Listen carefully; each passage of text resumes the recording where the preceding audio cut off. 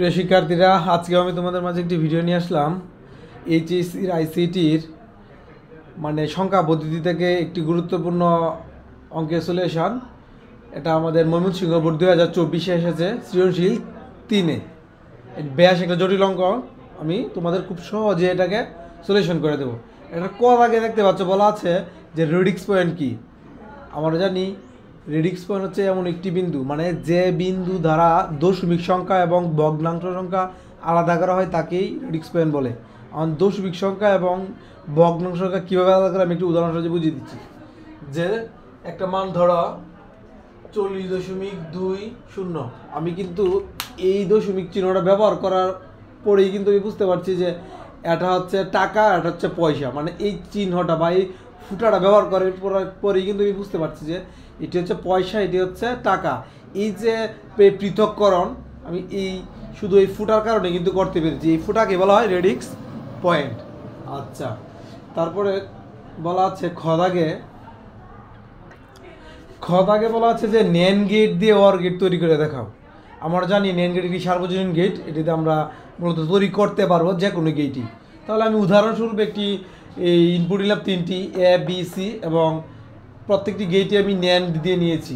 এ থেকে আমরা নিয়েছি এই ন্যান্ড দ্বারা, এবং বি থেকে নিয়েছি ন্যান্ড দ্বারা, এবং সি থেকে নিয়েছি ন্যান্ড দ্বারা, এবং তাদেরকে যে আমরা আবদ্ধ করেছি বা যুক্ত করেছি আবার আরেকটি ন্যান্ড গেট দ্বারা। তাহলে আমরা এমন একটা আউটপুট পাচ্ছি। এই আউটপুট থেকে আমরা একটা অর গেট তৈরি করব। আমরা জানি যে বার যদি থাকে কোনো সমীকরণ উপরে, তাহলে আগে ভারের কাজ করতে।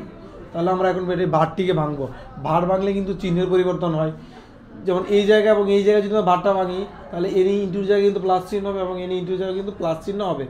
আগে থেকে তাদের উপরে একটি করে বার ছিল, আর এখন আমি ভাঙাতে আরও একটি বার হলো। তাহলে প্রত্যেকটির উপরে আমরা 2টি করে বার পেলাম। তাহলে 2টি করে বার পেলে আমরা জানি 2টি করে বার থাকলে না দিলেও চলে, যার জন্য লিখেছি এ বি এবং সি, তাদের সম্পর্ক ছিল যুগের, আমি দিয়েছি যোগ। এখন এই আউটপুটটির আমি একটা গেট অঙ্কন করে দিলাম। এই গেট অঙ্কন করার পরে কিন্তু স্পষ্ট বুঝতে পারছি যে একটা নেন গেট কীভাবে অর গেটে রূপান্তর হয়, বা নেন গেট থেকে কীভাবে আমরা অর গেট করতে পারি। এখানে যেহেতু যুগ চিহ্ন, যে যদি অর গেট যুগের কাজ করে, আমি যুগের একটি গেট অঙ্কন করে দিয়েছি। এই ছিল আমাদের খ দাগের উত্তর। এখন আমরা সলিউশন করব গয়েতে একটু ক্রিটিক্যালভাবে বলা হয়েছে। গয়েতে বলা আছে পি এর মান যদি 102 বৃত্তি হিসাবে আছে এন হয়, তাহলে এন এর মান নির্ণয় করে দেখাও। তারা দাবি করছে পি এর সমতুল্য মান হচ্ছে 102 বৃত্তি এন। তাহলে আমাদের এন এর মান কীভাবে কত হবে একটু বের করে দেখো। আমরা জানি যে স্পষ্ট দেওয়া আছে যে পি এর মানটা জন্য লিখেছি, দেওয়া আছে লিখেছি পি এর মান দশমিক আছে 66, আমরা লিখলাম। আর প্রশ্ন প্যাটার্নে বলা ছিল যে এই 66 সমতুল্য মান হচ্ছে 102 এনে। তাহলে আমি অবশ্যই লিখতে পারি প্রশ্ন মতে লিখবো যে পি ইকুয়াল 102 এবং বৃত্তি হিসেবে আছে এন, লিখলাম। এখানে পি এর মান স্পষ্ট দেওয়া ছিল উদ্দীপকে, তাহলে পি এর মান লিখলাম আমরা 66, এবং এটা যা ছিল তাই লিখব। তাদের এই চাওয়া হচ্ছে যে এই 66 সমতুল্য মান হচ্ছে এটি। তাহলে আমাদের কী করতে হবে, এটি কোন ভিত্তিতে আছে, এখানে কি 10 হবে, এখানে কি 16 হবে না 2 হবে, আমরা জানি না। এটাকে আমাদের নিতে হবে এই 66 দশমিকে, আমাদের এটাকে তুলনা করতে হবে দশমিক মানের সাথে। যে কোনো মানকে যদি আমরা দশমিকে নেই, তাহলে আমাদের প্রক্রিয়া হলো গুণ করে এবং যোগ করে, এই প্রক্রিয়ার মাধ্যমে। তাহলে আমাদের গুণ করে যোগ করে নিতে হবে। আর অঙ্ক করার সুবিধার্থে আমরা এই সংখ্যাটাকে নিয়ে নিব আমাদের বাম দিকে, এবং এই এন যে বর্ণগুলো আছে এটাকে আমরা নিয়ে দেবো ডান দিকে, শুধু অঙ্ক করার সুবিধার্থে। এই পক্ষটাকে এইদিকে আনলাম এবং এই পক্ষটাকে আমরা এই দিক দিয়ে নিলাম। এখন আমাদের প্রচেষ্টা হলো এটা কোন ভিত্তিতে আছে আমার জানা নেই, কিন্তু এটা আছে অবশ্যই দশমিকে। তাহলে কোনো একটা মানকে যদি আমার দশমিকে নিতে হয়, গুণ এবং যুগের প্রক্রিয়া নিতে হবে। তাহলে এটাকে আমরা দশমিকে নিব, এর জন্য গুণ এবং যুগ প্রক্রিয়া সহযোগিতা নেব। এখানে রয়েছে 1, লিখলাম 1, গুণ তো গুণই, এখানে ভিত্তি যা ছিল তাই লিখতে হবে, এখানে লিখবো এন, আবার যুগ চিহ্ন দিব, তারপরে লিখবো 0 এবং গুণ চিহ্ন দেবো, তারপরে এখানে ভিত্তি যা আছে তা লিখবো, তারপরে আবার আমরা দিব যুগ চিহ্ন, তারপরে রয়েছে 2, লিখবো 2 গুণ তো গুণই, এবং ভিত্তি যা ছিল তাই লিখবো।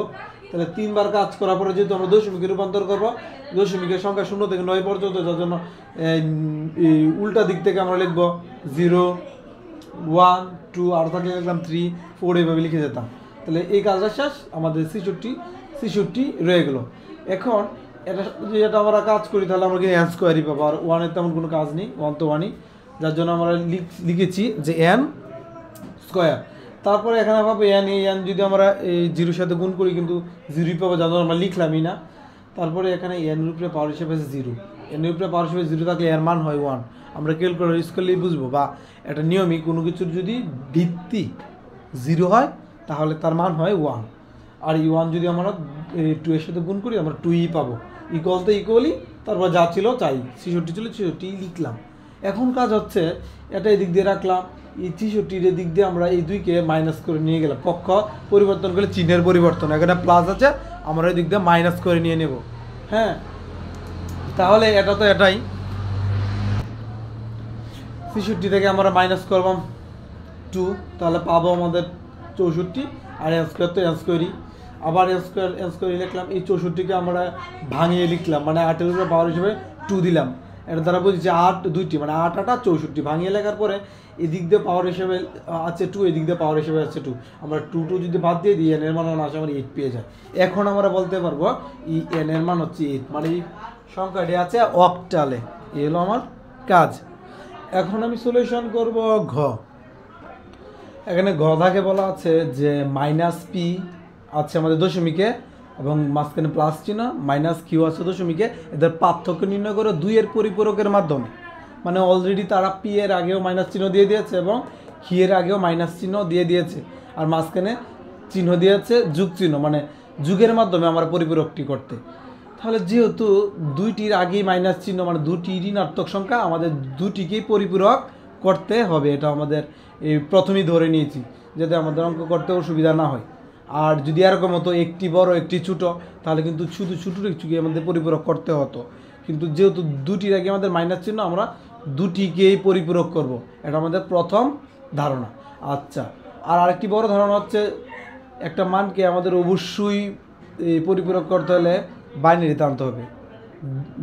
বাইনারিতে যদি আমরা না নিই তাহলে কিন্তু আমরা ভালোভাবে কোনো সময় একটা পরিপূরক করতে পারবো না, যার জন্য কিন্তু আমরা লিখেছি যে পি এর মান দেওয়া ছিল উদ্দীপকের 66 দশমিকে এবং কিউ এর মান দেওয়া ছিল আমাদের হেক্সায়। এই দুটি মানকে আমরা এখন কীভাবে বাইনারিতে আনতে হয় তা দেখব।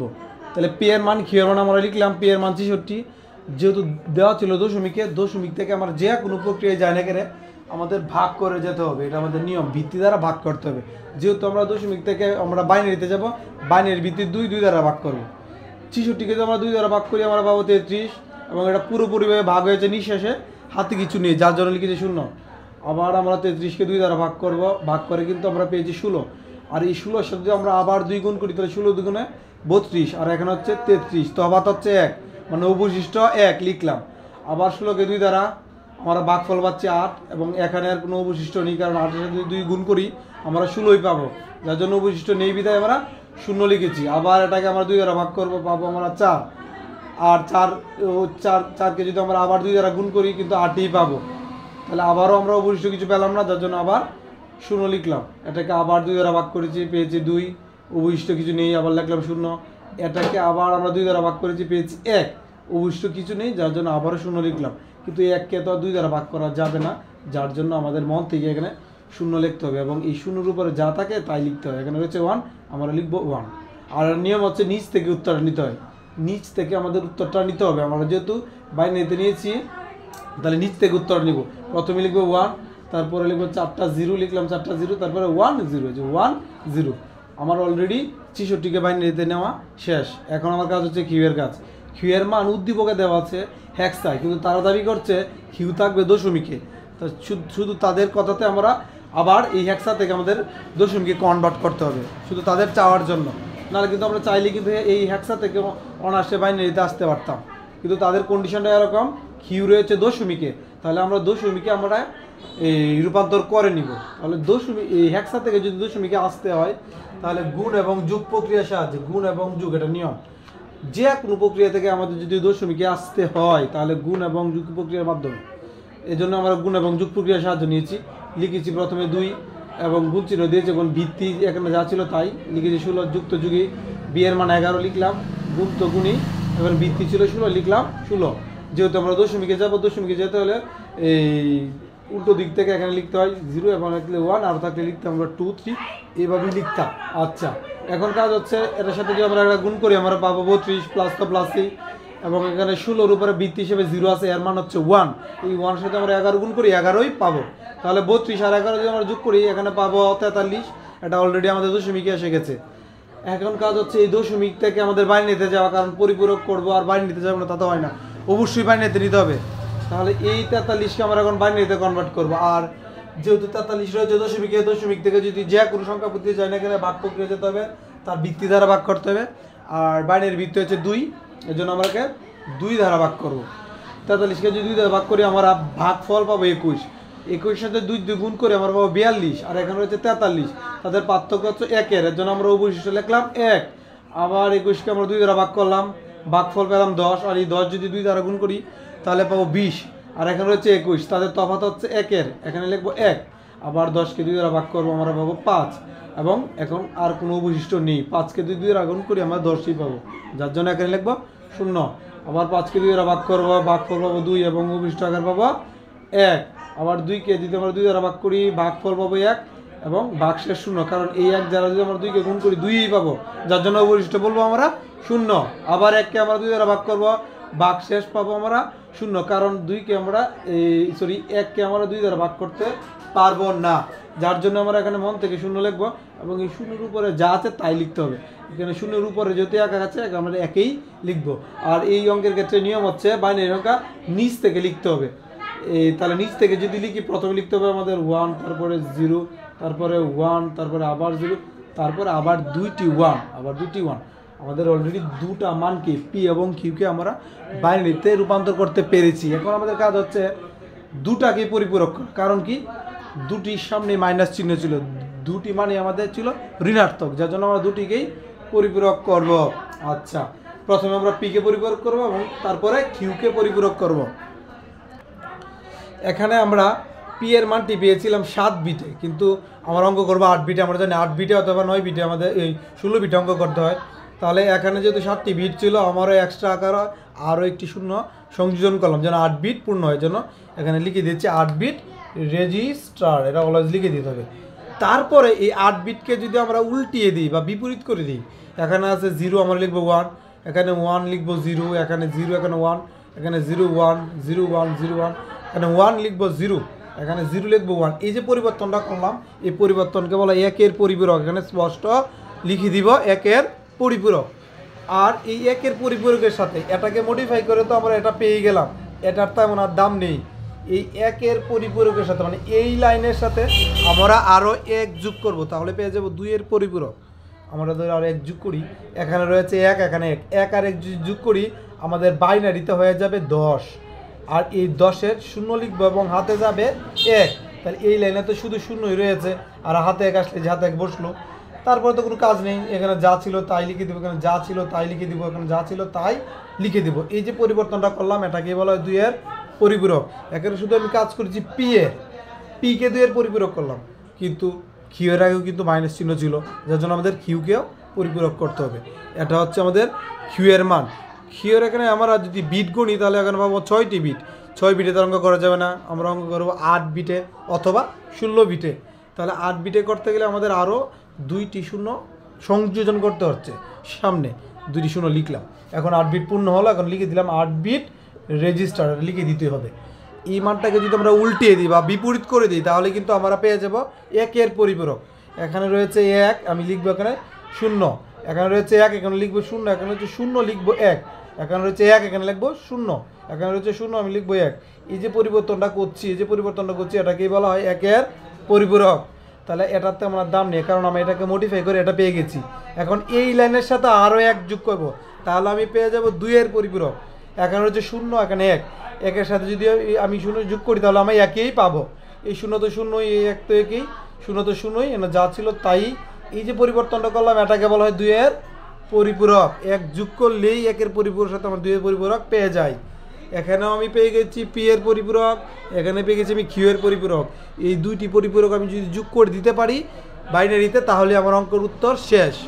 তাহলে আমি এখন লিখি, দেখতে পাচ্ছ যে আমি অলরেডি লিখে রেখেছি এদিক দিয়ে যে এটি হচ্ছে পি এর পরিপূরকৃত মান আর এটি হচ্ছে কিউ এর পরিপূরকৃত মান। দুইটিকে যোগ করব এখন বাইনারিতে। এখানে রয়েছে 0 আর এখানে রয়েছে 1, যদি যোগ করি তাহলে আমরা একই পাবো। এখানে 1 আর 0 যদি যোগ করি আমরা একই পাবো, কিন্তু এখানে 1 আর 1, 1 আর 1 2, যেটা বাইনারিতে হচ্ছে আমাদের 10, যেটা বাইনারিতে হচ্ছে 10, আমরা লিখবো 10-এর 0 এবং এই লাইন থেকে এই লাইন হাতে 1 আসবে, এটা নিয়ম। তাহলে এখানে যদি 1 আসে এখানে আবার হয়ে যাবে 2, 2 হলে তবে না, 2 হলো বাইনারি 10, 10-এর 0 আবার হাতে থাকবে 1, এখানে অলরেডি 2 আছে, আবার হাতে 1 তো 3 হয়ে যায়, 3 হলো বাইনারিতে 11, 3 হলো বাইনারিতে 11, যার জন্য আমরা লিখবো 11-এর 1 এবং হাতেও থাকবে 1। তাহলে এখানে যদি হাতে 1 আসে এখানে 2 হয়ে যাবে, আর 2-এর জন্য আমরা বলতে পারি 10, 10-এর 0 হাতে 1, আবার এখানে 2 হয়ে যায়, আবার লিখবো 10-এর 0 হাতে 1, এখন হাতে 1 হয়ে গেলে 3 হয়ে যায়, আর 3-এর বাইনারি মান হচ্ছে 11, 11-এর জন্য লিখবো 1 এবং হাতে রাখবো 1। আমরা গুণে দিকে এটি 9 বিট, আমরা গুণে দিকে এটি 9 বিট, 9 নাম্বারটিকে বলবো ক্যারি বিট, এটিকে আমরা গ্রহণযোগ্য করব না, এটাকে ক্রস করে দিলাম। তাহলে আমাদের উত্তর হচ্ছে এখান থেকে লিখবো 100100111, এই হলো আমার পরিপূরক, এবং এটি ছিল বেশ কিছু কঠিন অঙ্কের সমাধান। তাহলে আমাদের উত্তরটা হচ্ছে এরকম যে ওই প্রথমে লিখেছি 1001001, শেষ।